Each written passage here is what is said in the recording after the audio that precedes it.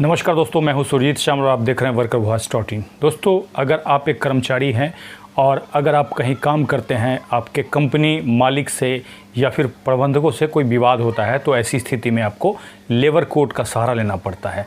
यदि आप में से किसी भी लोग का, किसी भी साथी का लेबर कोड के अंदर केस पेंडिंग है या फिर लेबर कोड जा रहे हों, तो ऐसे में आपको अगर पूरा प्रोसेस की जानकारी होती है तो आपको केस लड़ने में काफ़ी आसानी होती है।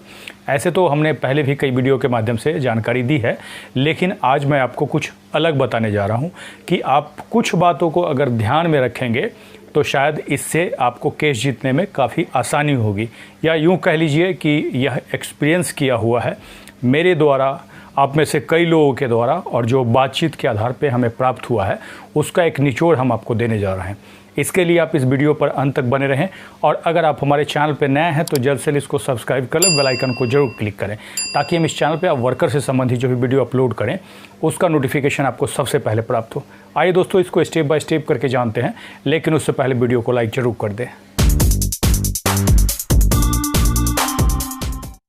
दोस्तों, आप में से जो लोग भी लेबर कोड के अंदर केस लड़ रहे हैं या फिर लड़ने की तैयारी कर रहे हैं, ऐसे में उनको कुछ बातों की जानकारी काफ़ी ज़रूरी है कि कैसे आप लेबर कोर्ट में केस करें या फिर आप कंप्लेन कैसे लिखें। इसके बारे में हमने पहले भी वीडियो के माध्यम से जानकारी दी है। अगर आपने उसको नहीं देखा है तो मैं वीडियो के डिस्क्रिप्शन में लिंक दे दूंगा, और इसके साथ ही यहाँ पे आई बटन पे क्लिक करके आप देख सकते हैं। दोस्तों, आपको बता दूँ कि लेबर कोर्ट के अंदर केस लड़ना एक लंबी प्रक्रिया है। आपको इसके लिए पहले से प्रिपेयर होना होगा। अगर आप लेबर कोर्ट में केस लड़ने जाते हैं, ऐसा कभी नहीं होगा कि आज आप सोचेंगे कि केस हमने लगा दिया और कल रिजल्ट मिल जाए। इसके लिए काफ़ी धैर्य की आवश्यकता होती है, लेकिन उसके साथ ही कुछ महत्वपूर्ण पॉइंट्स को अगर आप ध्यान में रखेंगे या फिर आपको पहले से पता होगा तो आपका काफ़ी नुकसान होने से बच जाएगा। अक्सर मैंने देखा है कि इन बातों को लोग नज़रअंदाज कर देते हैं, जिससे कि उनको हार का भी सामना करना पड़ता है। यह मैं दावे के साथ नहीं कह सकता हूं कि ये सारी जानकारी जानने के बाद आप जीत ही जाएंगे, लेकिन ये एक अहम जानकारी है जो कि मैं आप लोगों से शेयर करूंगा। उम्मीद करूंगा आप उसको पूरा देखेंगे, और इसके बारे में कोई भी सवाल हो तो कमेंट्स में लिखेंगे कि क्या आप केस लड़ रहे हैं, तो क्या इस तरह की मुश्किलें आपके सामने आ रही है या नहीं आ रही है। दोस्तों, जब भी आप लेबर कोर्ट के अंदर जाते हैं तो आपका जो केस है लेबर कमिश्नर ऑफिस के थ्रू ही वहाँ पे जाता है। डायरेक्टली आप जाकर के वहाँ पे केस नहीं लगा सकते हैं। दोस्तों, आप चाहें कि लेबर कोर्ट आपके मैटर में जल्द से जल्द फैसला दे दे, लेकिन दूसरी तरफ जो आपका मैनेजमेंट है या फिर मालिक है वो चाहेगा कि देर से फैसला हो, क्योंकि वो चाहेंगे जो कर्मचारी है, मजदूर है या फिर आप जो थक के बैठ जाएँ और वो केस जीत जाएँ। क्योंकि आप जब कोर्ट जाना बंद कर देंगे तो हो सकता है आपका केस बंद हो जाए, जिससे कि उनको राहत मिलेगा, फ़ायदा मिलेगा। अगर इसके बाद भी आप डटे रहते हैं तो आज न कल जीत आपकी होगी। लेकिन कुछ पॉइंट्स मैं बताने जा रहा हूं जिसको आपको ध्यान रखने की ज़रूरत है। सबसे पहला, आपको धैर्य रखना होगा, यानी कि जब भी आप लेबर कोर्ट के अंदर केस लगाते हैं, सबसे पहले आपका लेबर कमीशन ऑफिस में कंप्लेन किया जाता है, उसके बाद रेफरेंस होकर के ही लेबर कोर्ट में जाता है। ऐसे तो दोनों जगह का अलग अलग समय फिक्स है। जैसे लेबर कमीशन ऑफिस में 45 दिन का समय दिया हुआ है और लेबर कोर्ट के अंदर 90 दिन का समय दिया हो, लेकिन मुझे नहीं लगता कि इतने कम समय में किसी के केस में फैसला आया होगा। ऐसे तो अगर आप देखेंगे तो कम से कम 1 से 2 साल आपको लग ही जाएंगे अगर नौकरी से निकालने का मामला बनता है तो। यह जरूरी नहीं है कि 1-2 साल ही लगे, ज़्यादा भी लग सकता है, जिसका मैक्सिमम कुछ लिमिट नहीं है। इसमें जब भी आप लड़ाई शुरू करेंगे तो आपको अंत तक लड़ना होगा। अंत तक लड़ेंगे तभी आप जीत के उस मुकाम तक पहुँचेंगे। अगर आप बीच रास्ते में छोड़ के भागेंगे तो आपको कोई बेनिफिट नहीं मिलेगा और बेकार में आपका समय भी बर्बाद होगा। तो जब भी आप लेबर कोर्ट जाएं, लेबर कमिश्नर ऑफिस जाएं, तो कम से कम इन बातों को पहले सोच लें। आपके पास धैर्य है तभी आप जाएं, तभी आपको इसका फ़ायदा मिलेगा। इसमें दूसरा जो है आपका मैटर का एप्लीकेशन, यानी कि आपका रिप्रेजेंटेशन। दोस्तों, आपको बता दूं कि जब भी आप लेबर कमीशन ऑफिस या लेबर कोर्ट जाते हैं तो वहाँ पे आपकी जब सुनवाई होती है तो वो सुनवाई आपके पास जो एप्लीकेशन है, जो आप लिख करके रिप्रेजेंटेशन देते हैं, उसी के आधार पे होती है, और कल को आपकी हार जीत जो आपने लिखा है उसी पे डिपेंड करती है। इसमें आप हमेशा ध्यान रखें कि जो भी आप एप्लीकेशन बनाएं, यानी कि लेबर कमीशन ऑफिस में जो एप्लीकेशन देते हैं या फिर उसके बाद लेबर कोर्ट के अंदर जो एप्लीकेशन देते हैं, ध्यान रखें कि आपका हर पॉइंट एक ही होना चाहिए। ऐसा ना हो कि आपने यहाँ कुछ लिख करके दे दिया और वहाँ कुछ लिख करके दे दिया। ऐसा अगर करेंगे तो सामने वाले यानी कि कंपनी के जो वकील हैं वो इसी गलती को पकड़ने का आपका इंतज़ार करेंगे। जब भी आप अपना एप्लीकेशन किसी और के माध्यम से या फिर एडवोकेट के माध्यम से बनवाएं तो उसको पूरा पढ़ के समझ के उसके बाद ही साइन करें। एप्लीकेशन बनाते समय ध्यान रखें कि पैरा वाइज होना चाहिए, पॉइंट वाइज होना चाहिए और सीरियल वाइज होना चाहिए। हर पैरा में जो बात आपने लिख रखी है अगर उसका प्रूफ है तो उसको एनेक्चर करें, यानी कि संलग्न करें अपने एप्लीकेशन में, ताकि कोर्ट के सामने आपकी बात मजबूती से रखने में या फिर साबित करने में आसानी हो सके। इसके बाद तीसरा जो मैं बताने वाला हूँ, आपके केस का फाइल, जो कि काफ़ी महत्वपूर्ण है। आपको बता दूं कि जब आप केस लगाने जाते हैं पहले दिन से ही एक फ़ाइल ख़रीद के घर में रखें और उसमें एक एक पेपर को सीरियल वाइज अटैच करते जाएं।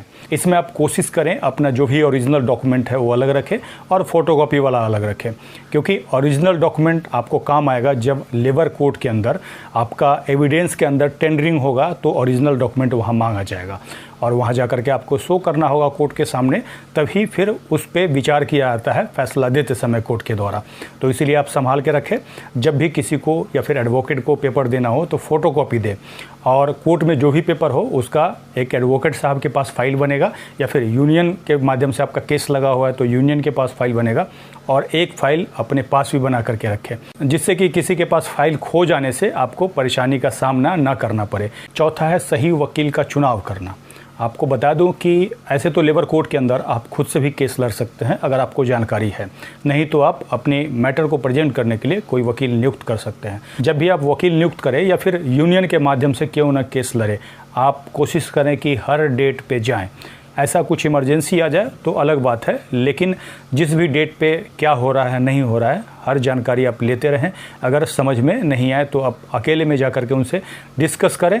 इससे एक तो फ़ायदा ये होगा कि आपके कंपनी के द्वारा कुछ सबमिट किया जाता है तो उसका डॉक्यूमेंट का कॉपी मिल जाएगा, और दूसरा फ़ायदा ये होता है जो प्रिजाइडिंग ऑफिसर लेबर कोर्ट के अंदर होते हैं उनके ऊपर एक दबाव होता है और उनको लगता है कि भाई इसकी नौकरी इतने दिन से गई हुई है, तो फिर उसका कुछ ना कुछ आपको फ़ायदा मिलता है और आपका केस तेज़ी से चलता है। केस लगाने के बाद कभी भी ये गलती ना करें कि भाई आपके मैटर पे वकील साहब ही कोई आपने हायर किया इसलिए वकील साहब ही जाएंगे या फिर यूनियन वाले ही जाएंगे, क्योंकि जब आप नहीं जाएंगे, इंटरेस्ट नहीं दिखाएंगे तो धीरे धीरे उनका भी इंटरेस्ट कम होते जाएगा और उसका कहीं ना कहीं आपको नुकसान ज़रूर मिलेगा। दोस्तों, इस कड़ी में सबसे लास्ट पॉइंट मैं बताने जा रहा हूँ, मालिकों से समझौता। दोस्तों, अक्सर क्या होता है, जैसे ही आप कंप्लेन करते हैं लेबर कमीशन ऑफिस में या फिर लेबर कोर्ट में मैटर जाता है तो मालिक को पता चल जाता है कि आज न कल आप जीतेंगे। तो ऐसी स्थिति में सबसे पहले वो क्या करेंगे, आपके दोस्तों के माध्यम से, कुछ बिचौलियों के माध्यम से आपको डराने की कोशिश करेंगे, भाई तुमने केस लगाया है, मालिक से तुम जीत नहीं पाओगे और कल को तुम्हारे ऊपर चोरी का इल्ज़ाम लगा देंगे या फिर अन्य कोई मामले में आपको फंसा देंगे। इसके बाद भी आप नहीं डरेंगे तो फिर आपको उन्हीं के माध्यम से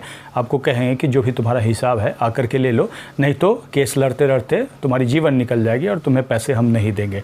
ऐसी स्थिति में कई बार क्या होता है, लोग उनके झांसे में आ जाते हैं और जा करके उनसे समझौता कर लेते हैं।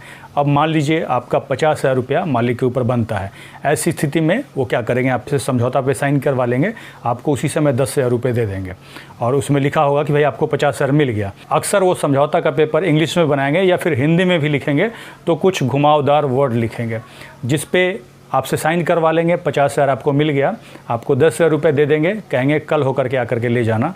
प्यार से बोलेंगे, आप सीधे साधे लोग समझेंगे कि भाई सही बोल रहे हैं, कल आकर के हम ले जाएंगे। उसके बाद कल से आपके लिए गेट बंद हो जाएगा, आपका पैसा नहीं मिलेगा। उसके बाद आप कहीं कंप्लेन भी करने जाएंगे तो आपकी कोई सुनवाई नहीं होगी। आपको बता दूं कि जब भी एक बार आप कंप्लेन लगा दें तो आप कोशिश करें जिसके पास भी कंप्लेन हो, चाहे लेबर कमीशन ऑफिस में हो या फिर लेबर कोर्ट में हो, उसके बाद अगर आपका समझौता वाला भी मैटर हो तो उनके पास ही, उनके निर्देश पे ही समझौता करें और जो भी आपको पेमेंट दिया जाए चेक में लें, क्योंकि कल को वो ये नहीं कह पाएंगे कि भाई हमने 50,000 का चेक दिया था, 10,000 का चेक देंगे तो वो आपके पास सबूत रहेगा जब अकाउंट में आप जमा करेंगे। कई लोग चेक लेने से भागते हैं, लेकिन मैं हमेशा यही कहता हूँ कि आप चेक के थ्रू ही पेमेंट लें। तो दोस्तों, एक तरह से मैंने कुछ पॉइंट्स आपको बताए हैं जिसको कि अगर आप ध्यान रखेंगे तो आपको जीत तक पहुंचने में काफ़ी आसानी होगी। बहुत सारे लोगों के साथ जो समस्या आई है उसी को ध्यान में रख करके ये जानकारी हमने दी है। इसको आप डिटेल में पढ़ने के लिए हमारे ब्लॉग www.workervoice.in पे जा सकते हैं, जिसका नीचे वीडियो के डिस्क्रिप्शन में मैं लिंक दे दूंगा। और आपका कोई सवाल हो नीचे कमेंट्स में लिख करके पूछ सकते हैं। वीडियो को लाइक करेंगे और अधिक से अधिक शेयर करेंगे ताकि अधिक से अधिक साथियों तक ये जानकारी पहुँच पाए। इसके साथ ही विदा लेता हूँ, जल्द ही एक नई जानकारी के साथ मिलते हैं। धन्यवाद।